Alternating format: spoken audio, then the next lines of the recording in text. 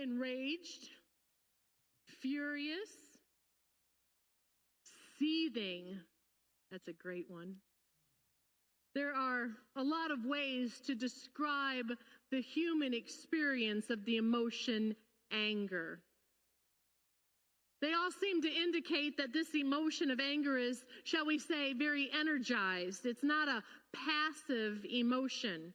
It's an experience that just might lead us to do something, to act on how we feel. This is how it's described in some vernacular, shall we say. Pitching a fit, flying into a rage, losing your cool, seeing red, blowing a fuse, flipping your lid, flying off the handle, going ballistic, throwing a tantrum. Did I miss anything? Does any of that sound familiar? Has anyone ever experienced any of that? I know I have. I have experienced that kind of strong emotion. How about you? Okay, it's me and Sue. Yeah, all right. Anger might make you say something you wish you hadn't said. Anger might lead you to tear something up or slam a door. Some people might throw objects and at its worst, anger might bring some people to cause harm to others. Some of the times that I have been most angry is when it feels very personal. When I feel like I've been taken advantage of or not considered.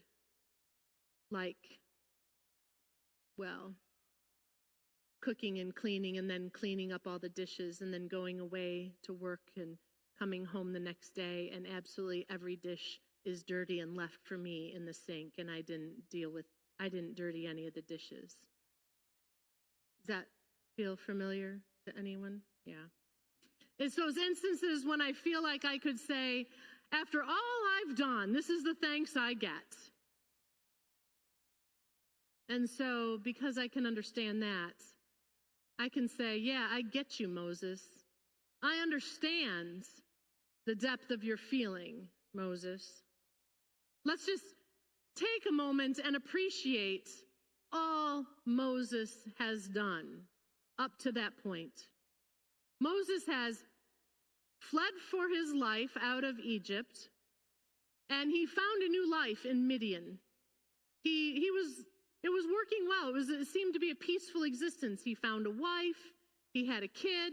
He was tending his father-in-law's flocks, and out while he was tending them, he sees this burning bush up on Mount Sinai. And he's like, I got to go see what this is about. And so he goes up and God says, Moses, this is what I want you to do. I want you to go back to Egypt. And God pitches this mission to Moses in which Moses thinks, I can't do this. He's personally uncomfortable with it for a variety of reasons. And in all essence, it's a largely improbable mission. He's supposed to go and say to Pharaoh, let my people go. And Moses knows Pharaoh ain't going to do that. But after a lot of cajoling, convincing, Moses says, okay. And he goes and he does all these wonders. He speaks to Moses. He deals with all of the political turmoil. He deals with some disgrace. He's questioned. He's mistrusted at times. He's even laughed at times. He probably dealt with his own doubt during it. And yet through it all, he pushes on, stays true to the mission, continues to keep going back to Pharaoh and saying, let my people go. He served as God's spokesperson, and successfully too. Because after all those plagues, after everything that God unleashed upon Egypt, finally Pharaoh said, "Go, be gone with yourselves." But he wasn't really for sure about that. And the people gained freedom through the Red Sea, through that great departure, all the drama that led up to it and all the drama at the Red Sea, and then all the rejoicing beyond the Red Sea in freedom in the wilderness. And they rejoiced, and they sang to God, and they rejoiced until they started to complain.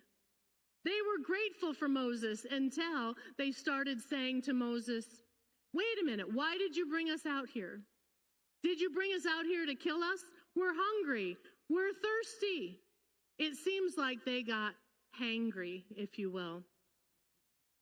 And Moses, through all of that, stuck by their side. He never gave up on them. And then we get to this story. He leads them back to that holy ground where he'd seen the burning bush, the very place that God said, "When you bring my people here, then you'll know that it was me who sent you." And they were finally there. And Moses goes up the mountain, and God starts speaking to him. This is what it means to be my people. We might know that as the 10 Commandments, plus a bunch of other instruction. And Moses is up there for 40 days.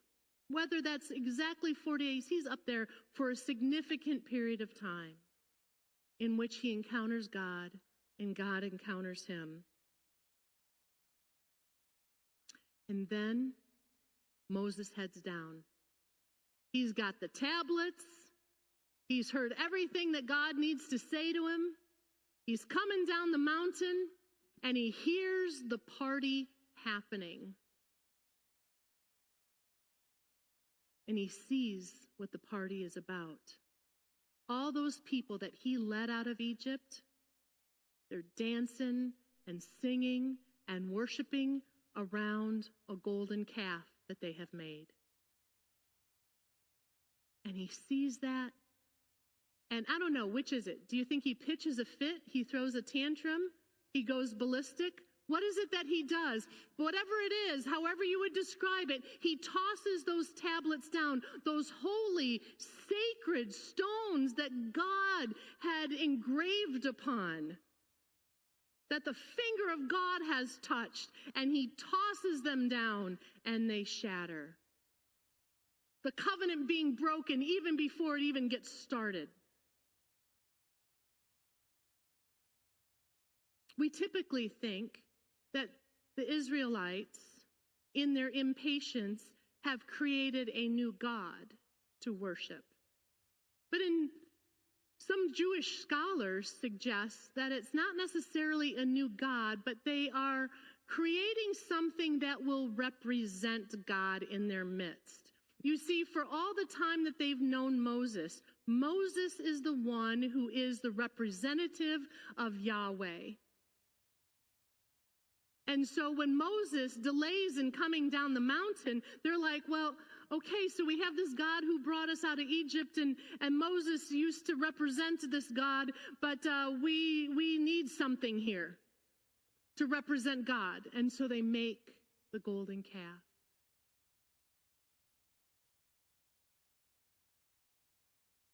And I think about that, and I think how Moses must have been like, now it's personal.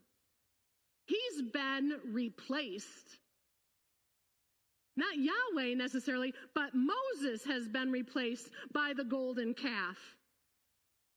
Oh, sure, once he came down that mountain, they'd be like, oh, so it's you. But you know, once people find a replacement, it's really easy to be voted off the island.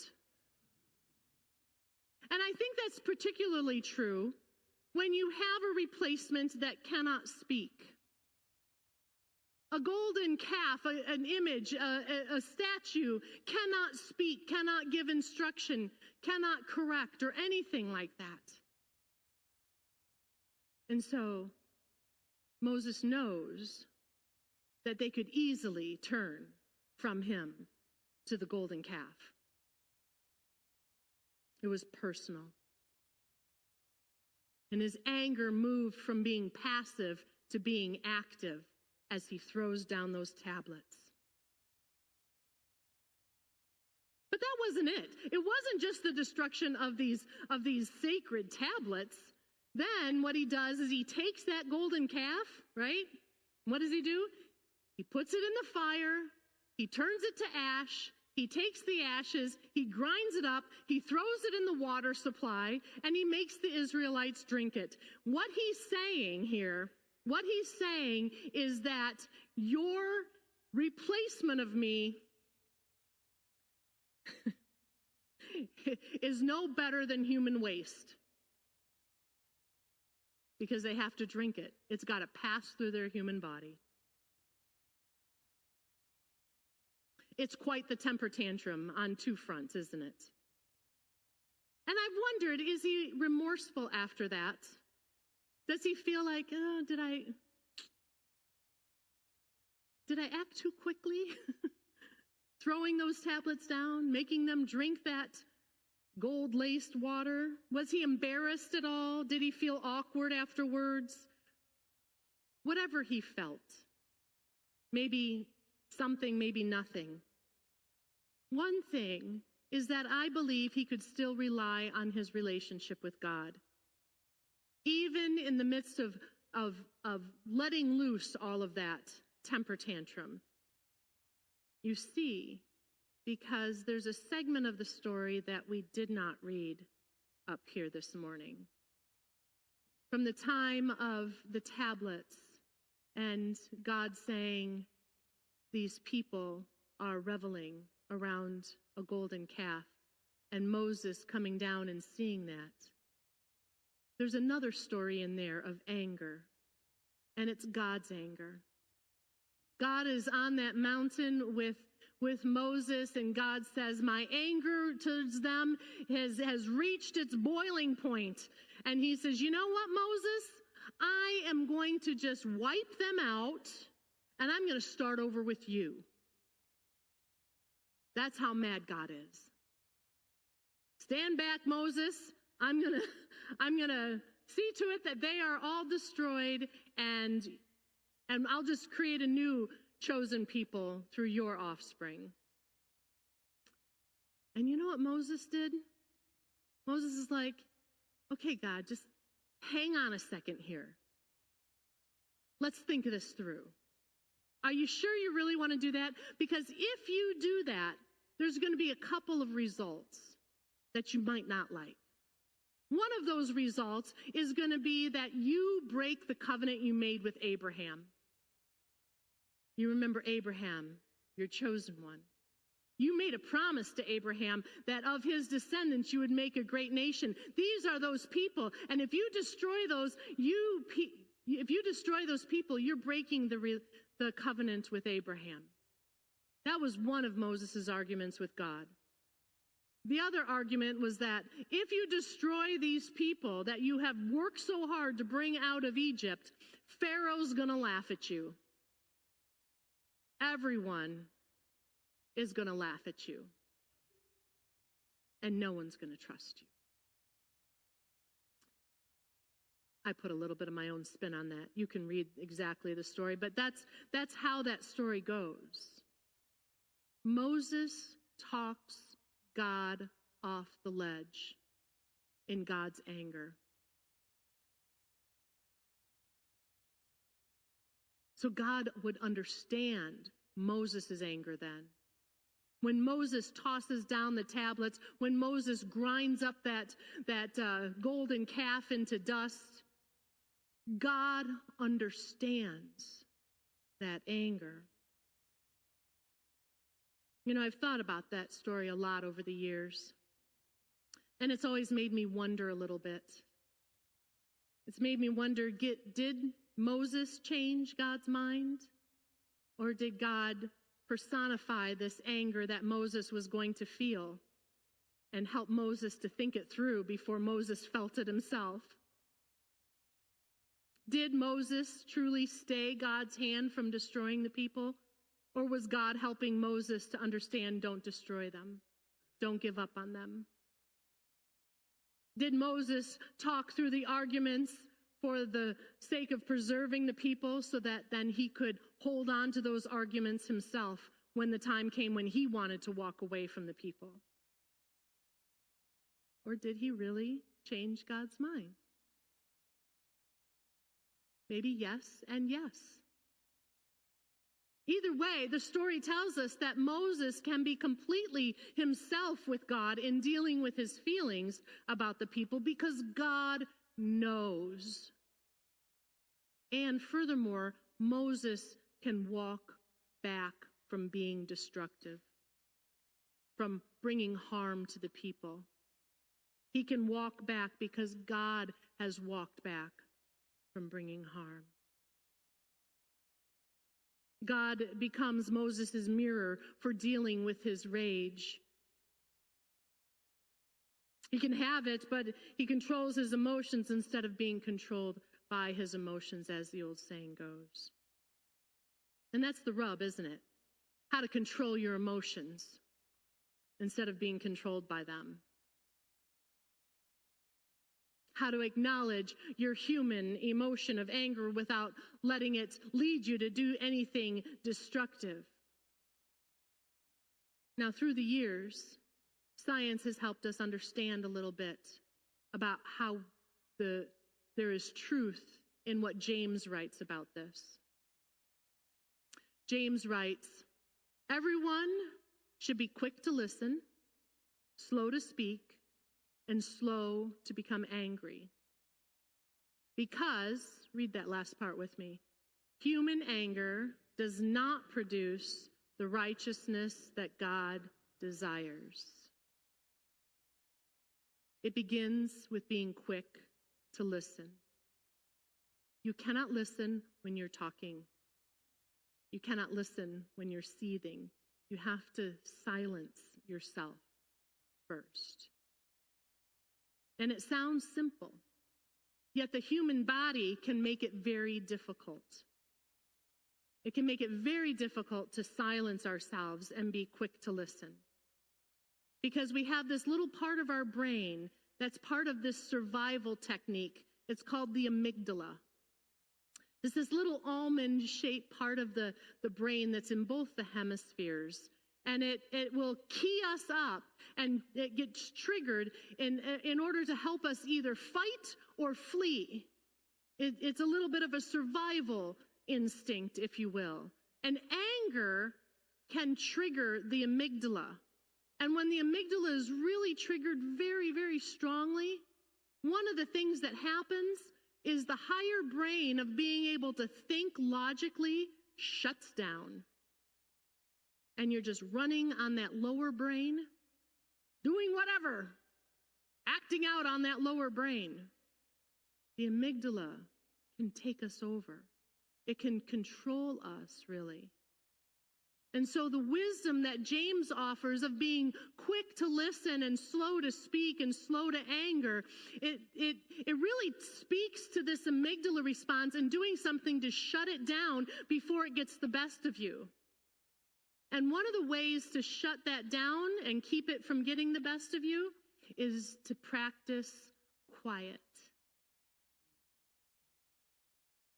Maybe you count to 10. This is nothing new. You all know this stuff. Maybe it's just being simply silent. Maybe it's walking away.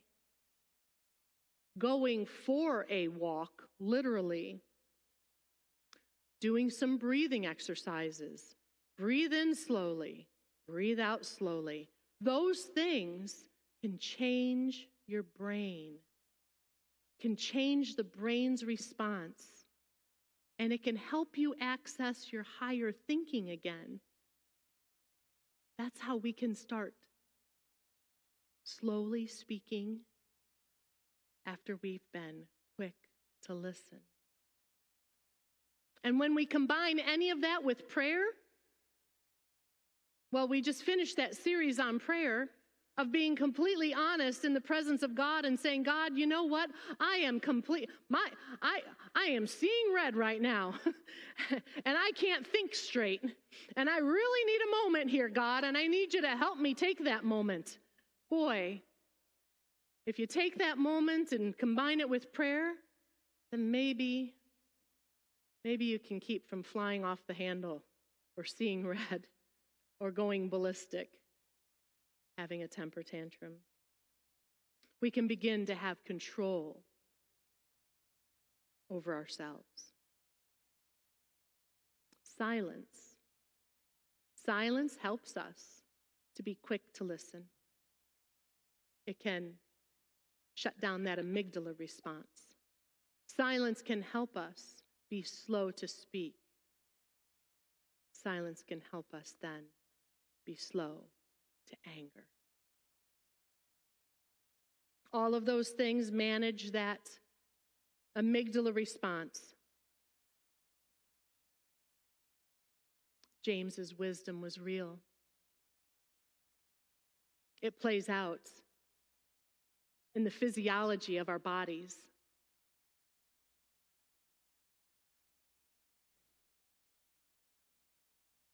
And we know this. We know this is true. We know that's how we're supposed to deal with anger, right? Until we forget. And usually we forget when we're triggered about something. That's when we forget.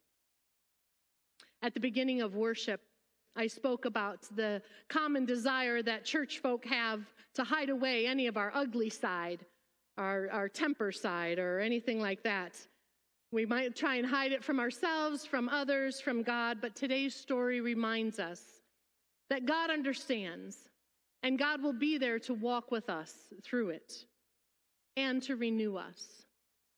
Because that's how the story with Moses and God and the Israelites continue. They continue walking with each other. Moses and God walk with each other, dealing with their anger at the Israelites. And they finally reach this point then when God writes out new tablets. And the relationship moves forward. I want to practice a little bit about how silence can have renewing properties for us. We're going to practice that together in this sacred space, trusting that God is present with us and with us in the silence. So in just a moment, I'm going to lead us in a very brief prayer and lead us into a 2-minute silence. Now, if you've ever sat in silence in a group, it can be uncomfortable. I don't want you to focus on that. I don't want you to worry about what is she doing, is the 2 minutes up, or anything like that. I want you to experience the silence. And there's going to be music playing, and it's not necessarily audible silence, but the silence within your own mind, within your own heart. Open yourself to God's presence. And let's practice this. Let's seek and take time to be holy. Let us pray. Dear God, in the silence, help us to quiet our minds, quiet our hearts, turn to you. Help us to feel the renewal that comes from being still in your presence. Come, fill our hearts as we open them to you.